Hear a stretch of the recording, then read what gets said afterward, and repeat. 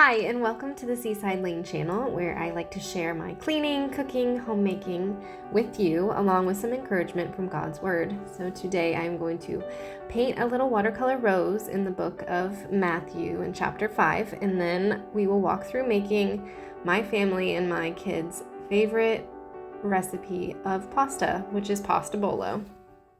So in Bible time today, it is going to be very short, the first 2 minutes here or so of Matthew chapter 5, which comes from the Sermon on the Mount, where Jesus teaches how to respond to insults and persecution in chapter 5 is what I was reading for the day.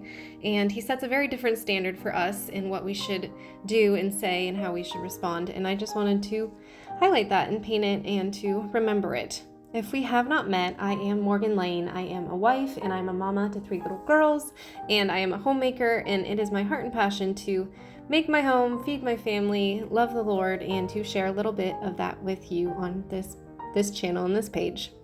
So the verse that I was highlighting in pink is Matthew 5, verse 41. It says, "If anyone forces you to go 1 mile, go with him 2." And it was a little silly that I was picking this exact verse to highlight, but for the month of October, my husband started this challenge with 2 other couples that are good friends of doing 100 burpees. If you don't know what a burpee is, you go down, you do the push-up, and then you jump back up. And so doing 100, that's 1, and you do 100 of those every day for the whole month of October.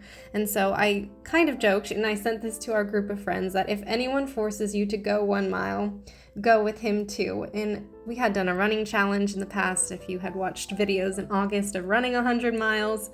And this is even just about retaliation, so this wasn't anything to do with burpees. But I was just thinking about how Jesus is even saying, I would go too with my friends. Like, I would do anything with them and for them and do the challenge going to with people. But this is even going to with the people that are not necessarily on your side or have ears to listen to the Lord, and just going to. And then the other verse that I highlighted was verse number 44. It says, "Love your enemies and pray for those who persecute you."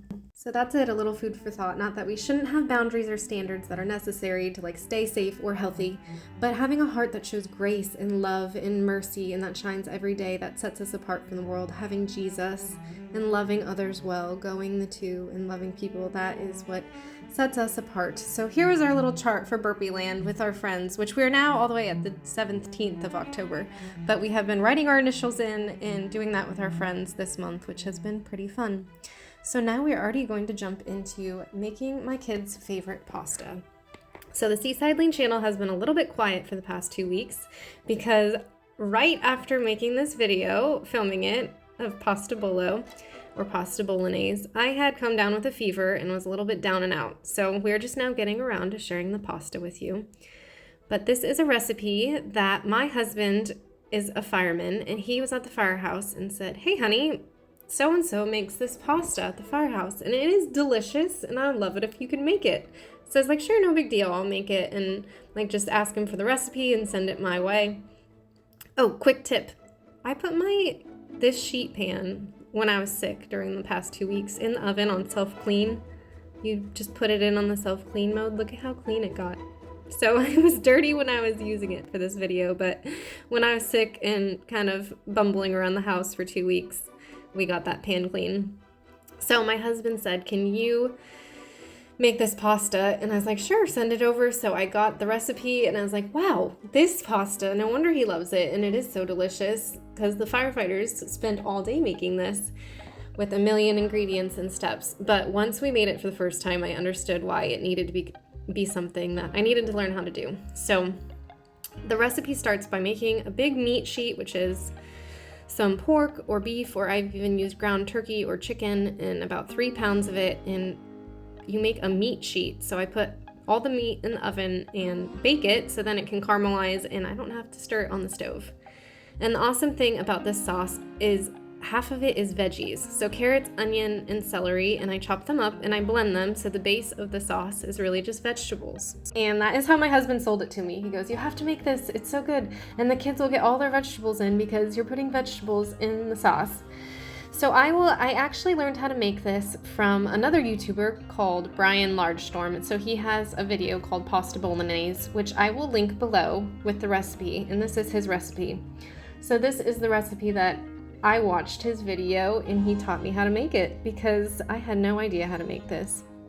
But it has become such a staple in our household to make sauces like this. So there's carrots, celery, onions, and then I just blend it all together. And my kids don't even know that is all in there because we blend it so fine. Even if you don't go out and make pasta bolo today like I am, I want to challenge you, I guess, in your homemaking to try something new. I had to watch the man Brian's video like 4 times before I felt confident of trying to make this pasta. And now I feel like it gave me such a platform to make so many other different sauces. We always make homemade pasta sauce now. We'll just throw tomatoes and garlic and onion, everything in the blender and do the same thing. I'll boil it down. And I feel like it taught me how to make more sauces and soups by conquering something with so many steps in it. So maybe try something new in your kitchen this week. And even if it doesn't turn out perfect, I feel like you can learn the process of different things along the way. So this is what it looks like when it's all blended. It's kind of wet and juicy. So I simmer that down with some bacon, of course, so it tastes good. It says evu in the recipe, but I use bacon. Simmer it down until it's all caramelized, kind of. So the veggies are simmering and the meat sheet was coming out of the oven and it was all cooked, which is so convenient. You don't have to cook it. It just bakes. And I think I loved that when his first step was, I'm trying to make this easy, this fancy Italian type pasta. I'm trying to make this meat sauce easy for you by doing steps like baking the meat instead of having to brown it.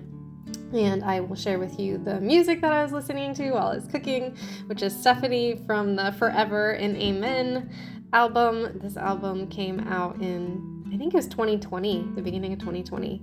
Yeah, and so it is one of my very favorite. If you have never listened to any of her music, just go look it up. Look up that album, Forever Amen, and just let it wash over you because it is amazing and incredible. And I love to listen to that whole album. It's like a journey with Jesus when you listen to it.